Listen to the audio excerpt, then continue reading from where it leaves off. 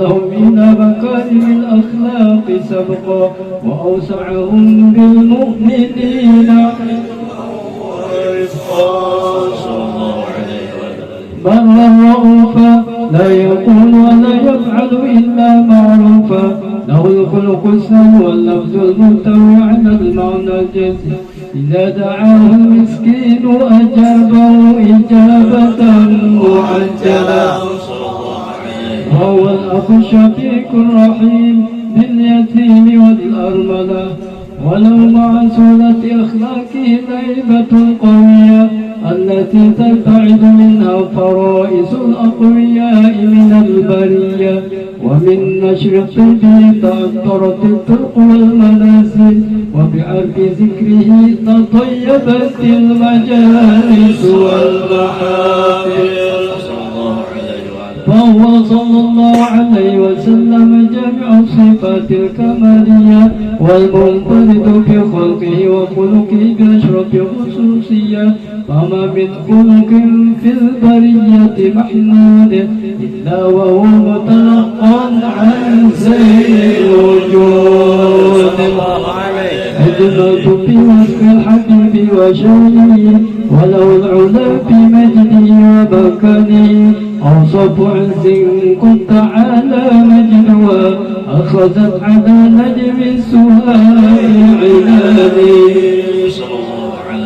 وقد انبسط القلم في تدوين ما بدأه العلم وقد انبسط القلم في تدوين ما أفاده العلم من وقائع مولد النبي الكريم وحكاية ما أكرم الله به هذا العبد المقرب من العبد المقرب من التعظيم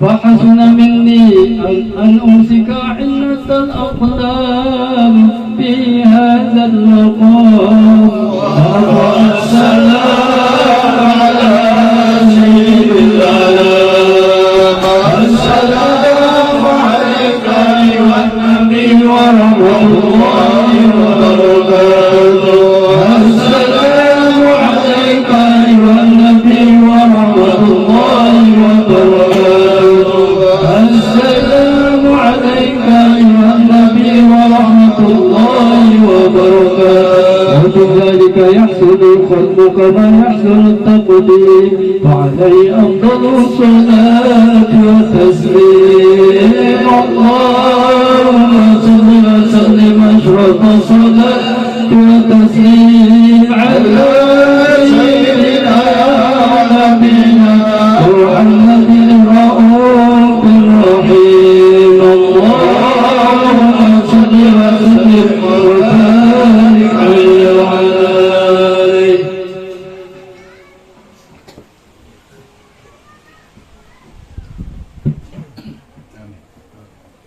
بسم الله الرحمن الرحيم الحمد لله رب العالمين اللهم صل وسلم على سيدنا محمد وعلى آل سيدنا محمد.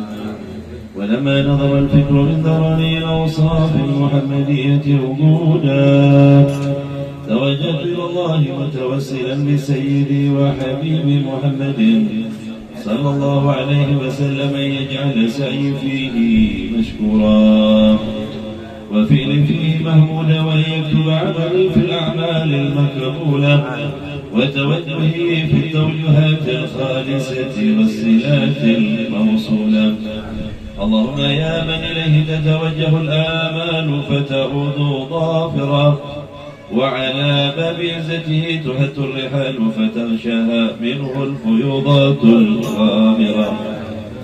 تتوجه إليك بأصراف الوسائل لديك سيد المرسلين ابنك الصادق الأمين سيدنا محمد الذي أمت رسالته العالمين أن تسلي وتسلم على تلك الذات الكاملة مستودع أمانتك وحفيظ سرك وهامل راية دعوتك الشاملة الأب الأكبر المحبوب لك والمخصص بالشرف الأفخر في كل موطن من مواطن القرب ومظهر قاصد إمدادك في عبادك وساك كؤوس إرشادك لأهل بلادك سيد الكونين وأصرف الثقلين العبد المحبوب الخالص المحسوس منك بأجل الخصائص اللهم صل وسلم عليه وعلى آله وأصحابه وأهل حضرة اكرامه من أحبابه اللهم إنا نقدم إليك جاه هذا النبي الكريم ونتوسل إليك بشرف مقامه العظيم أن تلاحظنا في حركاتنا وسكنتنا بعين عنايتك وأن تحفظنا في جميع أدوارنا وتجنباتنا بجميل رعايتك وحصين وقايتك وأن تبلغنا من شرف القرب إليك وإلى هذا الحبيب غاية آمالنا وتتقبل منا ما تهرج فيه من نياتنا وأعمالنا وتجعلنا في حضرة هذا الحبيب من الحاضرين وفي طرائق اتباعه من السالكين ولحقك وحقه من المؤدين ولأهلك من الحافظين اللهم إن لنا أطماء برحمتك الخاصة فلا تحرمنا وذنونا جميلة هي وسيلتنا إليك فلا تخيبنا آمنا بك وبرسولك وما جاء به من الدين وتوجهنا به إليك مستشفئين أن تقابل المذنب منا بالغفران والمسيء بالإحسان والسائل بما سأل والمؤمل بما أمل وأن تجعلنا ممن نصر هذا الحبيب وواله وظاهره وأم ببركته شريف وجهته أولادنا ووالدينا وأهل كترنا ووالينا وجميع المسلمين والمسلمات والمؤمنين والمؤمنات في جميع الجهات وآل راية الدين القويم في جميع الأقطار منشورة ومآلم الإسلام والإيمان بأهلها معمورة مالا وسرورا واكشف اللهم كربة المكروبين واقض دين المدينين واغفر للمذنبين وتقبل توبة التائبين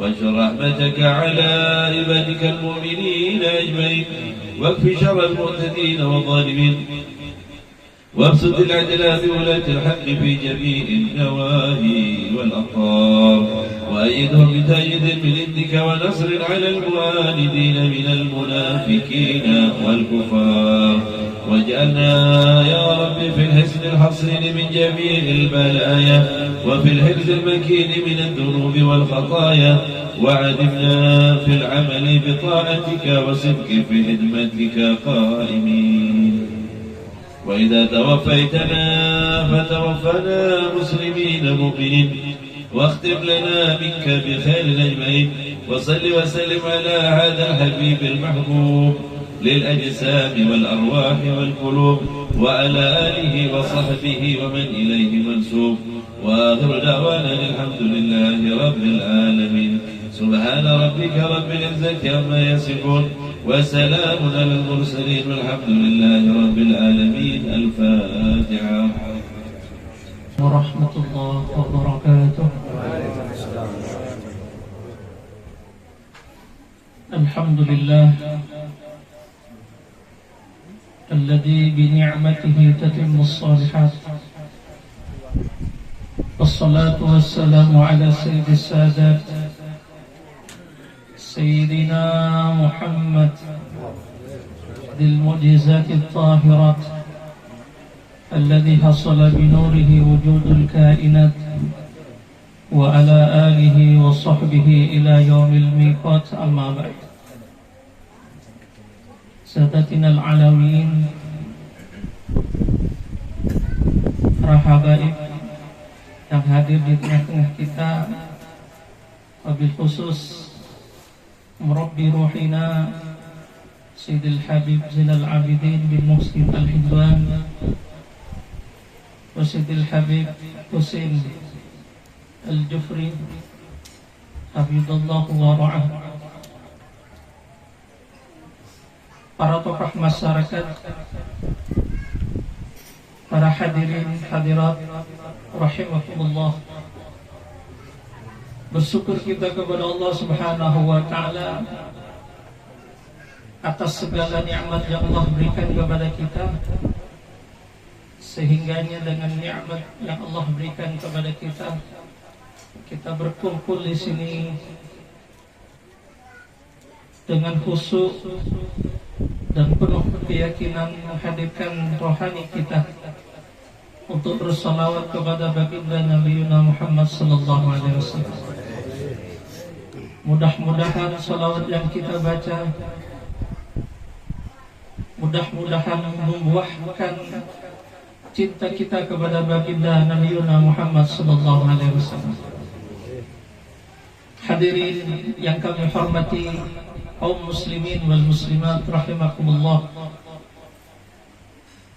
Peristiwa Isra wal Mi'raj baginda Nabi Muhammad sallallahu alaihi wasallam adalah hadiah yang terindah yang Allah berikan kepada kita selaku umat baginda Nabi Muhammad sallallahu alaihi wasallam.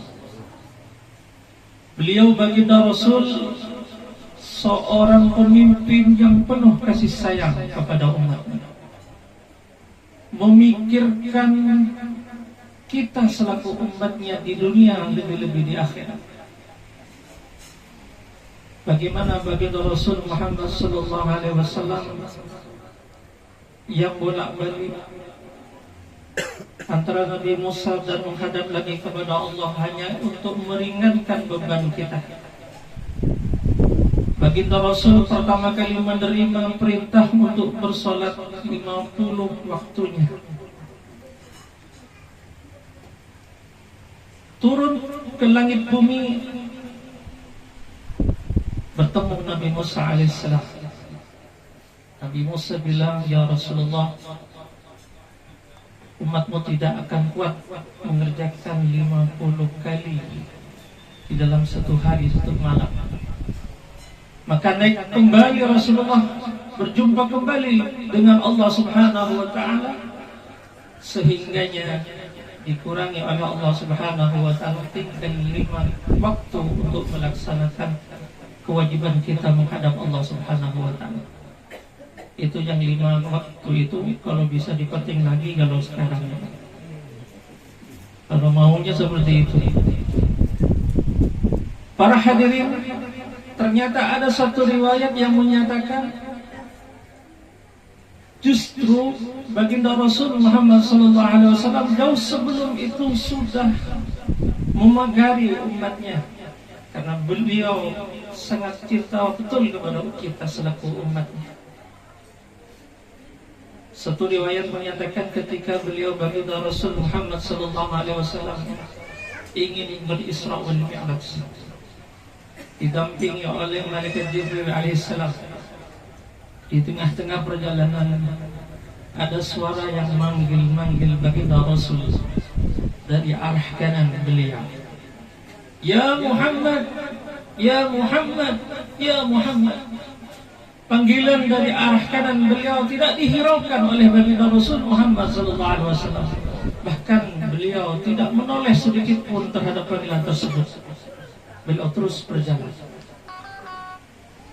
Kemudian tak lama berselang ada panggilan lagi sebelah kiri baginda Rasul Muhammad sallallahu alaihi wasallam. "Ya Muhammad, ya Muhammad, ya Muhammad." Panggilan tersebut pun tidak dihiraukan oleh baginda Rasul Muhammad sallallahu alaihi wasallam. Yang terakhir ada panggilan dari arah belakang beliau baginda Rasul Muhammad sallallahu alaihi wasallam. "Ya Muhammad, ya Muhammad, ya Muhammad." 3 kali panggilan dari arah yang berbeda, semuanya tidak dijawab oleh baginda Rasul Muhammad sallallahu alaihi wasallam. Tidak dihiraukan, bahkan tidak ditoleh oleh baginda Rasulullah sallallahu alaihi wasallam. Beliau melanjutkan perjalanan dengan malaikat Jibril alaihissalam. Setelahnya malaikat Jibril berkata kepada Rasulullah sallallahu alaihi wasallam, "Shadaqta ya Rasulullah." Benar Anda ya Rasulullah. Seandainya Anda waktu dipanggil dari arah kanan menjawab terhadap panggilan tersebut, maka pasti umatmu akan banyak yang masuk menjadi orang-orang Yahudi. Seandainya engkau ya Rasulullah menjawab dari panggilan yang dari arah kiri, maka dipastikan umatmu akan banyak yang masuk agama Nasrani. Maka benar dauhnya Allah Subhanahu wa taala di dalam Al-Qur'an, a'udzubillahi minasyaitonir rajim, "Walan tarda ankal yahud walan nasara hatta tattabi'a millatahum." Mereka orang-orang Yahudi dan mereka orang-orang Nasrani tidak rela kepada engkau ya Muhammad sampai umat-umatmu mengikuti mereka semua. Kita sekarang ini Pak lagi berperang secara tersembunyi untuk orang Yahudi dan orang Nasrani. Mudah-mudahan dikuatkan iman kita semuanya. Mudah-mudahan kita menjadi pengikut sejati bagi Nabi Muhammad SAW. Orang orientalis membongkar kelicikan orang-orang Nasrani. Katanya mereka sengaja untuk menghancurkan umat Islam ini melalui 3 macam perkara. Itu diungkap pada orang orientalis yang diberi hidayah oleh Allah Subhanahu wa taala sehingga beliau itu masuk Islam, dan dia mengungkap cara-cara mereka untuk menghancurkan umat Islam. Yang pertama, kata mereka, orang-orang Nasrani akan menghancurkan umat Islam melalui fun, food, fashion. 3 macam. Fun ini hiburan. Betapa banyak kita sekarang ini terlena dengan hiburan sehingga lupa tentang akhirat. Mohon maaf kalau kita ulun sendiri mengakui betapa hebatnya candu yang namanya HP. Benar apa tidak ini? Kita tidur, bangun, apa yang kita lihat, apa yang kita pegang? Pertama kali yang kita pegang HP. Bukan Al-Quran, bukan apa. Itu hiburan kita setiap hari. Kayaknya mau kiamat kalau kita tidak bukan HP seharian. Betul apa tidak? Padahal gara-gara HP banyak orang yang bercerai gara-gara HP. Suami istri bertengkar gara-gara HP. Bahkan HP ini Pak bisa membuat orang tidak bertegur sapa. Biasanya kalau ada undangan seperti ini, kanan kiri kita sapa. Kamu dari mana? Kamu dari mana? Kan begitu biasanya.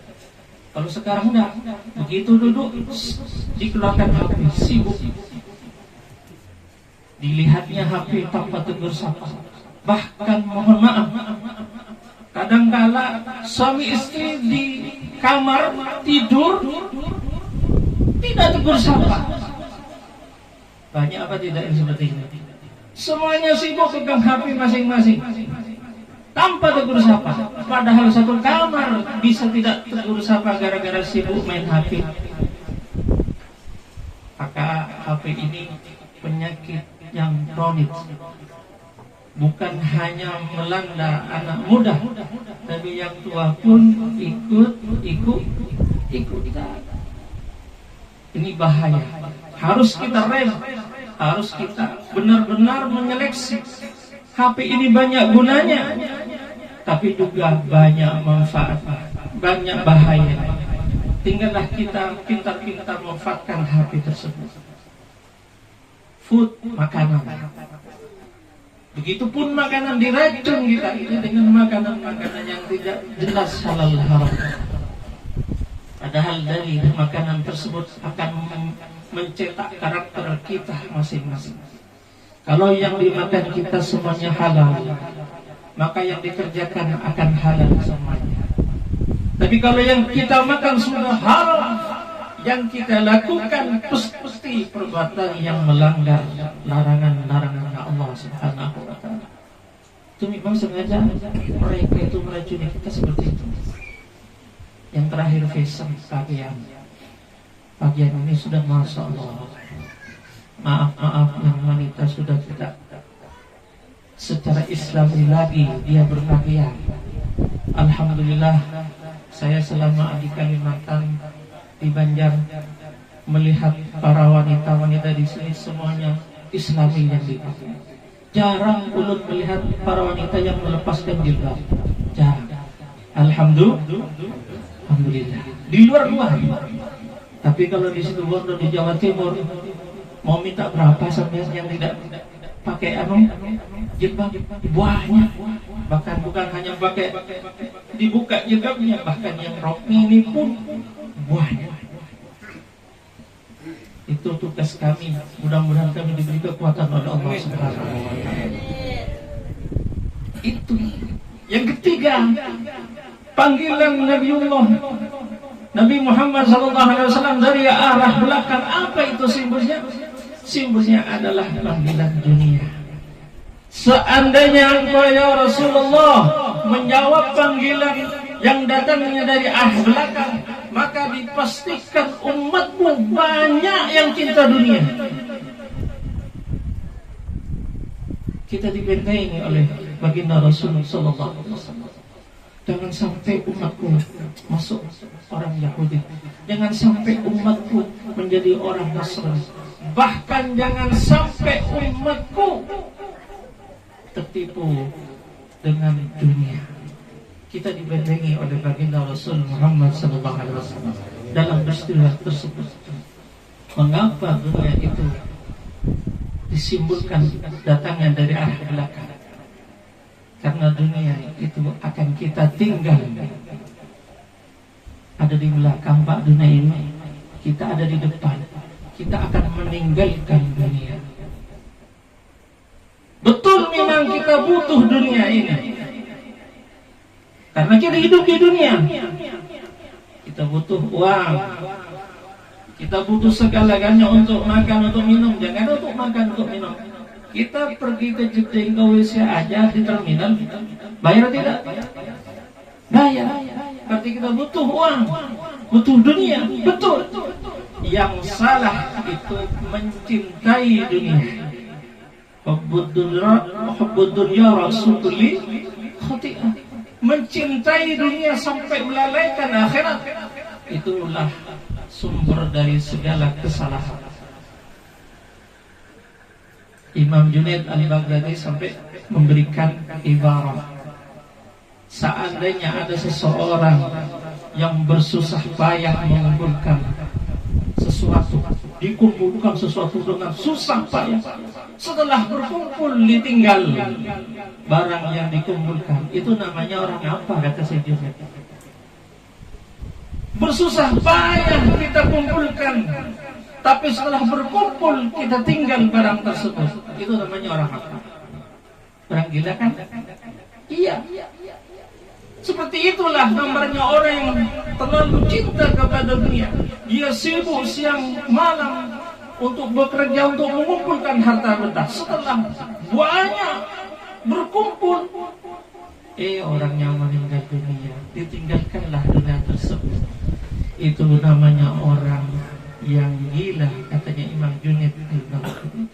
Sebaik-baik harta yang kita terima adalah harta yang digunakan di jalannya Allah Subhanahu wa taala.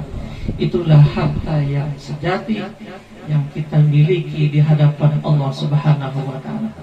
Saya tanya, mana barokah uang 10.000 dan 100.000, mana yang barokah?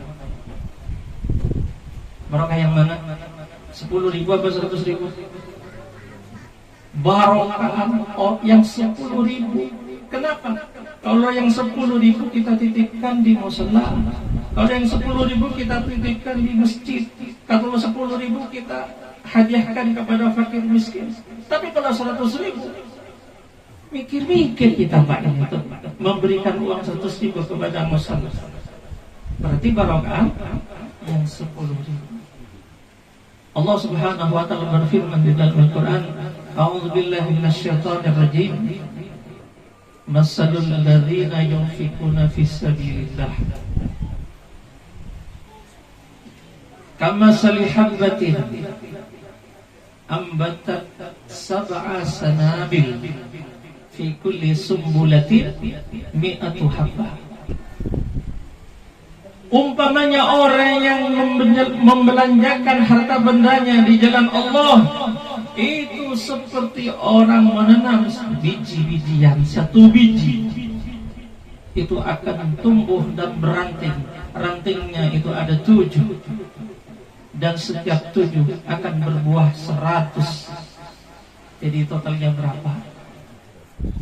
700. Padahal kita satu kali bersedekah akan dilipatkan 700 oleh Allah Subhanahu wa ta'ala. Bahkan Allah berjanji, wallahu yudha'ifu liman yasha. Bahkan Allah akan melipat gandakan lebih dari 700 bagi orang-orang yang dikehendaki oleh Allah Subhanahu wa ta'ala.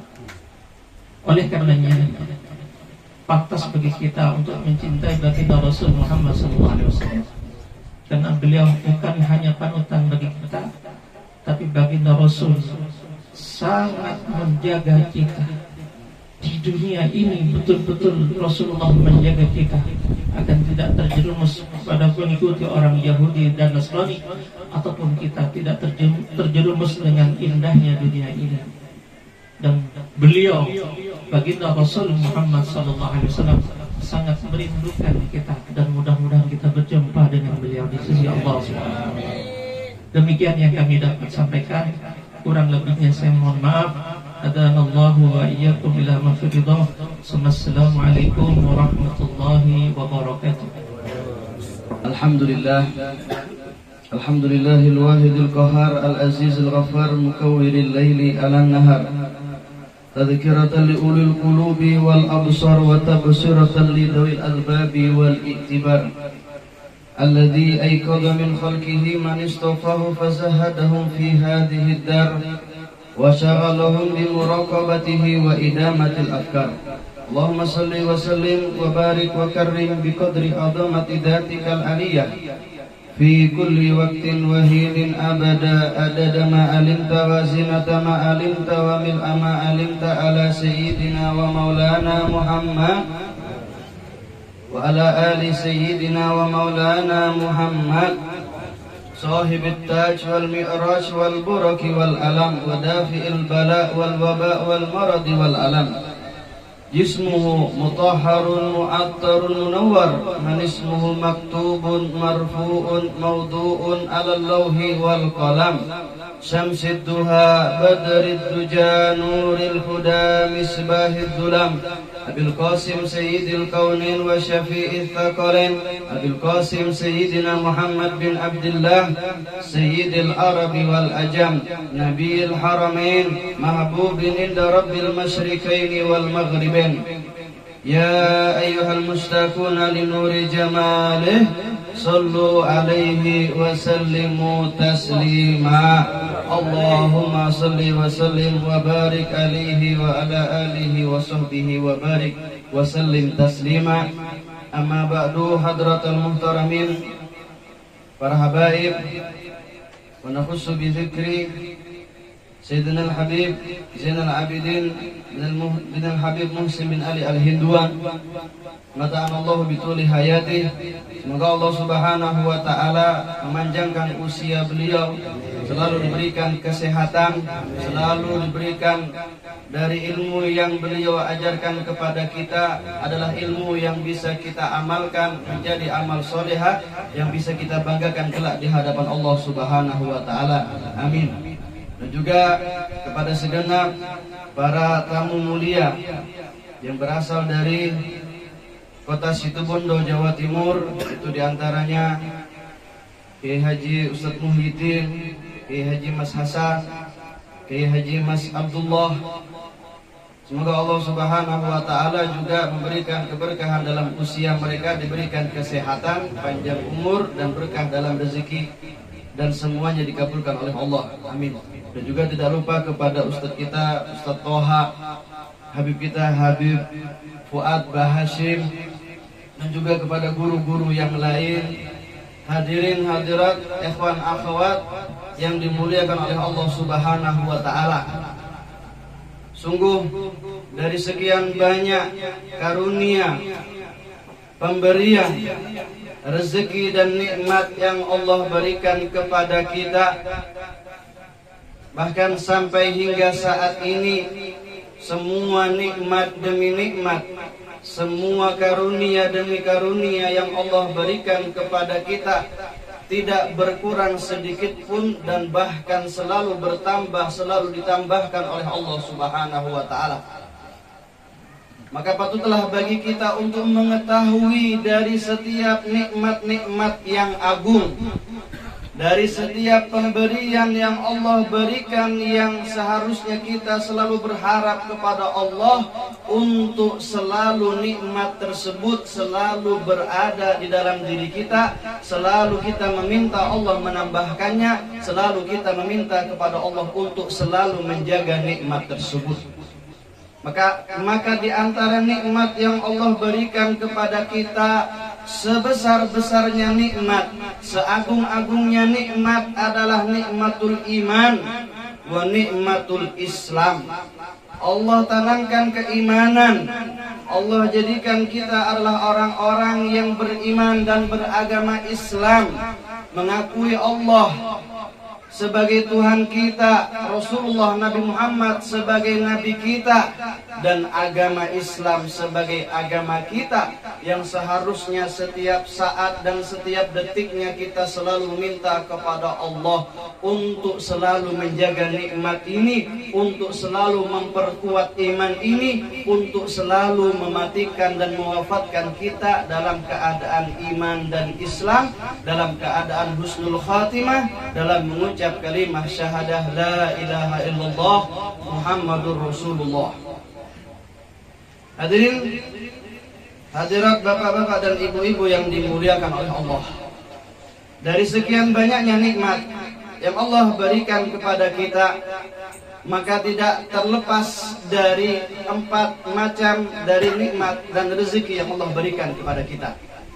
Di antara sabda Nabi Muhammad sallallahu alaihi wasallam, beliau pernah berkata kepada kita, yang mana kata beliau, ar-rizq an-ni'matu minallah ala arba'ati aqsam, adalah karunia dan nikmat yang Allah berikan kepada kita itu terbagi menjadi 4 bagian. Itu diantaranya yang pertama adalah al-mal. Yang pertama adalah harta. Fal malu adana rizq, adalah rezeki dan nikmat yang paling rendah, adalah pemberian dari Allah yang paling rendah derajatnya di mata Allah. Bahkan sehingganya dikatakan dari sebuah hadis yang dikutip oleh Kiai Hasan tadi, kata beliau, hubbud dunya ra'su kulli khati'atin. Cinta kepada dunia adalah sumber dari segala kehancuran, dari segala kesalahan.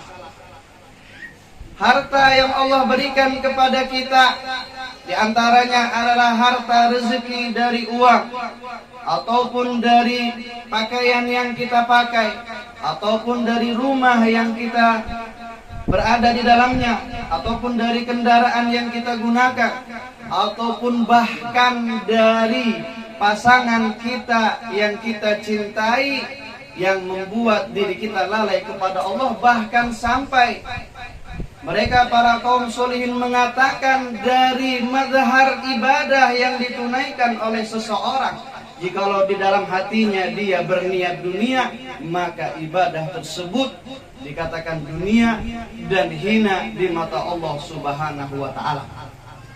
Maka sungguh dari setiap harta yang kita miliki, jikalau hal itu membuat kita lalai kepada Allah, maka rezeki ini, maka nikmat ini, fal iyadu billah, akan besar pertanggungjawabannya kelak di hadapan Allah.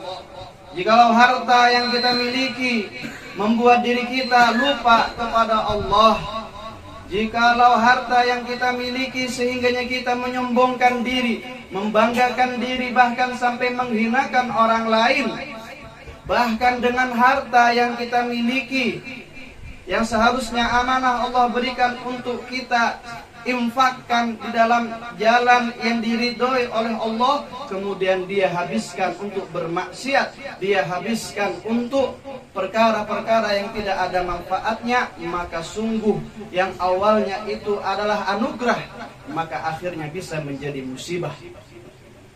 Tetapi jikalau harta, rezeki yang diberikan oleh Allah meskipun itu bernilai sedikit, tetapi kemudian dia infakkan, kemudian dia berikan hak dari harta yang diberikan oleh Allah kepada perkara yang membuat dirinya berbakti kepada Allah Subhanahu wa ta'ala, maka harta yang sedikit itu bisa menjadi banyak di sisi Allah Subhanahu wa ta'ala. Dari uang yang 1000 yang kita infakkan dengan ikhlas kepada Allah, maka dibalas 700 kali lipat. Bahkan dari satu amal ibadah sedekah kita, jikalau kita ikhlas menunaikan hal itu, maka balasan dari Allah adalah surganya dan ridho dari Allah Subhanahu wa ta'ala. Maka semoga dari setiap rezeki, dari setiap harta yang kita miliki, dari setiap bangunan, dari setiap rumah, dari setiap pasangan, dari setiap pakaian, dari setiap kendaraan, dari semua dunia yang diberikan, yang dititipkan oleh Allah Subhanahu wa ta'ala, semoga itu semuanya menjadikan kita adalah orang yang selalu ingat bahwa hal itu adalah titipan dari Allah dan amanah yang dititipkan kepada kita untuk selalu kita lakukan, infakkan di dalam jalan yang diridhoi oleh Allah Subhanahu wa ta'ala. Itu adalah bagian yang paling rendah dari rezeki adalah harta. Kemudian yang kedua, derajat yang kedua adalah al-afiyah. Bahwasanya di antara rezeki karunia yang Allah berikan kepada kita setiap saatnya adalah afiyah. Sehat, afiyah, sehat dohiron wa batinan. Di dalam batin kita afiyah, Allah berikan ketenangan di dalam diri kita. Bahkan Allah tanamkan keimanan dan keyakinan kepada Allah dan kepada Rasulullah Sallallahu Alaihi Wasallam.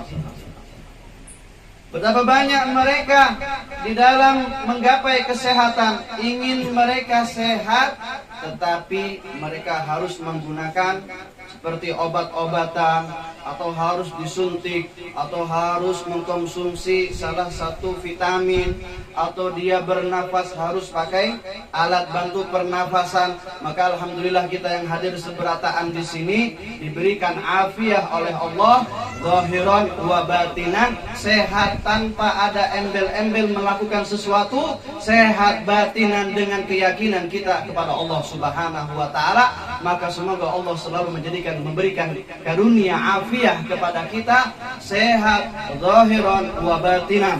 Amin amin ya rabbal alamin. Kemudian yang ketiga adalah auladus saleh, abna wal aulad. Abnaus saleh atau abnaus salah adalah karunia nikmat yang Allah berikan. Di antara karunia yang diberikan kepada kita adalah keturunan anak yang soleh dan solehah. Diberikan keturunan anak yang berbakti kepada kita, anak yang berbakti kepada agama Allah, anak yang membuat diri kita ketika kita melihat anak kita, sehingganya diri kita menjadi senang, sehingganya diri kita menjadi tenang. Maka sungguh harta, bahkan kesehatan, jikalau dia mendapatkan rezeki dari anak yang tidak soleh ataupun tidak solehah, maka banyaknya sekian rezeki yang dia miliki ataupun kesehatan yang sempurna dia miliki, ketika melihat anaknya yang nakal, anaknya tidak berbakti, maka dia akan menjadi pusing, stres, ataupun tidak tenang hatinya karena mendapatkan anak yang tidak soleh. Bahkan kita adalah anak-anak dari orang tua kita yang diharapkan kita selalu menjadi anak yang soleh dan solehah. Karena kita di mata orang tua kita, setua apapun kita, tetapi ketika kita memiliki orang tua, yang namanya orang tua memandang kepada anaknya tetap dianggap sebagai anak. Maka sesungguhnya jadikanlah diri kita sebagai anak yang soleh dan soleha. Dalam artian soleh dan soleha yang selalu mendoakan kedua orang tua kita, selalu berbakti kepada mereka berdua, selalu mendengarkan pesan dan wasiat meskipun kedua orang tua kita sudah meninggal. Mungkin di antara kita yang hadir orang tua kita sudah meninggal, maka menjadi bentuk bukti bakti kita, menandakan kita menjadi anak yang soleh dan soleha, sebagaimana diisyaratkan oleh Rasulullah di dalam hadisnya, bahwa anak yang soleh, waladun soleh yad'u lahu, anak keturunan yang soleh, di antara bukti dan tanda anak yang soleh yaitu yang mendoakan kedua orang tuanya. Pertanyaannya, apakah kita hari ini sudahkah mendoakan kedua orang tua kita? Sudahkah kita menggolongkan diri kita menjadi anak yang soleh maupun soleha, yang setiap saatnya atau setiap selepas kita menunaikan ibadah sholat 5 waktu, paling tidak kita mendoakan kedua orang tua kita yang masih hidup, semoga dipanjangkan usianya, diberikan kesehatan yang afiah, yang mungkin sudah meninggal, semoga kuburannya dijadikan taman dari taman-taman surga, dijauhkan dari adab dan siksa neraka. Pernahkah kita berdoa seperti itu? Ataukah mungkin kita telah lalai dan lupa, yang sehingganya titel dan bukti menjadi orang yang soleh tidak kita dapatkan? Sungguh gampang menggolongkan kita menjadi anak yang soleh, yang selalu mendoakan kedua orang tua kita. Itu adalah bagian dari rezeki yang Allah berikan dari setiap anak yang soleh dan solehah. Kemudian yang terakhir, rezeki yang Allah berikan kepada kita, karunia yang besar yang Allah berikan kepada kita adalah ridho Rabbil Alamin, keridhaan Allah Tuhan segala alam.